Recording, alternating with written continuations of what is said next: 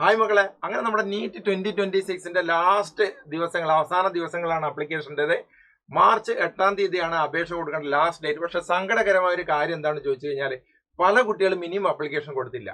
ഈ വർഷം ഏകദേശം 25 ലക്ഷത്തോളം കുട്ടികൾ പരീക്ഷ എഴുതും എന്ന് പ്രതീക്ഷിക്കുന്ന ഈ നീറ്റ് പരീക്ഷയ്ക്ക് ഫിസിക്സ്, കെമിസ്ട്രി, ബയോളജി പഠിക്കുന്ന ഒരു കുട്ടിയെ സംബന്ധിച്ചിടത്തോളം രാജ്യത്തെ ഏറ്റവും പ്രധാനപ്പെട്ട പരീക്ഷ നീറ്റ് പരീക്ഷയ്ക്ക് നിങ്ങൾ ഇതുവരെ അപ്ലിക്കേഷൻ കൊടുത്താൽ തീർച്ചയായിട്ടും ആലോചിക്കേണ്ട ഒരു വിഷയം തന്നെയാണ്. പലപ്പോഴും അതിനെക്കുറിച്ചുള്ള കാര്യങ്ങൾ അറിയാത്തത് കൊണ്ട് എന്താണെന്ന് അറിയില്ല, പല കുട്ടികൾ ഇനി അപ്ലിക്കേഷൻ കൊടുക്കാൻ ബാക്കിയുണ്ട്. മക്കൾ ഒന്ന് ആലോചിച്ച് നോക്കൂ, വേറൊരു MBBS മാത്രമല്ല, MBBS തന്നെ നിങ്ങൾ നോക്കി എത്ര കാറ്റഗറിയിലുണ്ട്. ഗവൺമെന്റ് കോളേജുകളിലുണ്ട്, അതുപോലെ സ്വാശ്രയ കോളേജുകളുണ്ട്, ഡീംഡ് യൂണിവേഴ്സിറ്റീസിലുണ്ട്. അതുകൂടാതെ BDS പോലുള്ള കോഴ്സുകൾ, വലിയ ഡിമാൻഡ് ഇനി ഭാവിയിൽ വരും എന്ന് തോന്നുന്ന പറയാവുന്ന ആയുർവേദം പോലുള്ള കോഴ്സുകൾ, ഹോമിയോ പോലുള്ള കോഴ്സുകൾ, വെറ്റിനറി, കേരളത്തിലെ അഗ്രികൾച്ചർ പ്രവേശനം, ഇതൊക്കെ ഒരു നീറ്റ് സ്കോർ ബേസ് ചെയ്തിട്ടാണ് വരുന്നത്. ഈ ഒരു പരീക്ഷ നിങ്ങൾക്ക് അപ്ലിക്കേഷൻ കൊടുക്കുക എന്നുള്ള ഏറ്റവും ആവശ്യമായിട്ട് നിങ്ങൾ ചെയ്യേണ്ട കാര്യമാണ്.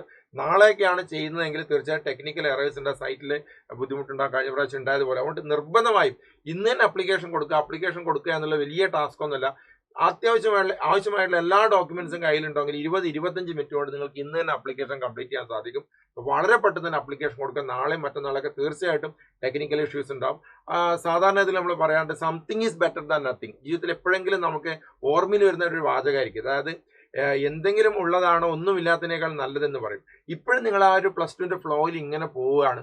അപ്പോൾ നിങ്ങൾക്ക് അറിയില്ല എന്താണ് നിങ്ങളുടെ ഭാവിയിൽ കാത്തിരിക്കുന്നത് എന്നുള്ള കാര്യം.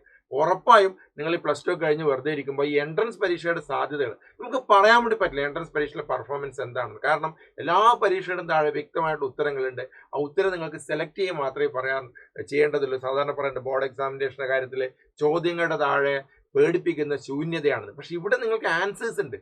അപ്പം അതുകൊണ്ട് തന്നെ ഒരു ചാൻസ് തീർച്ചയായിട്ടും നിങ്ങൾ എടുക്കണം. ഇത്രയും കുട്ടികൾ എഴുതുന്ന ഈ പരീക്ഷ നിർബന്ധമായി നിങ്ങൾ അപ്ലൈ ചെയ്യുക.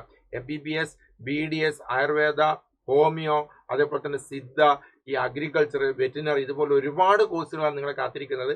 വളരെ പെട്ടെന്ന് തന്നെ ഡോക്യുമെന്റ്സ് റെഡിയാക്കി മാർച്ച് 8 ലാസ്റ്റ് ഡേറ്റ്. മാർച്ച് 8 വരെ നിൽക്കേണ്ട, ഇന്ന് തന്നെ അതിന്റെ കാര്യങ്ങൾ ചെയ്യാം. എത്രയും പെട്ടെന്ന് നീറ്റ് അപ്ലിക്കേഷൻസ് ഇനി ചെയ്യാത്തവർ ആരെങ്കിലും നിങ്ങളുടെ സുഹൃത്തുക്കൾ, നിങ്ങൾ ചെയ്തിട്ടില്ലെങ്കിലും നിങ്ങളുടെ സുഹൃത്തുക്കൾ ആരെങ്കിലും ചെയ്യാൻ ബാക്കിയുണ്ടെങ്കിലും ഉറപ്പായിട്ടും പറയാം.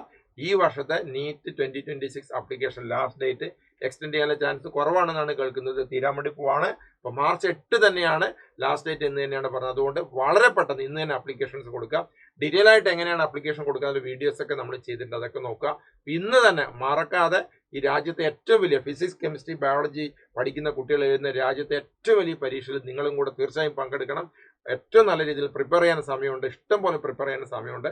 അപ്പോൾ തീർച്ചയായിട്ടും ഇന്ന് തന്നെ നിങ്ങളുടെ നീറ്റ് 2026 ആപ്ലിക്കേഷൻ കൊടുക്കുക.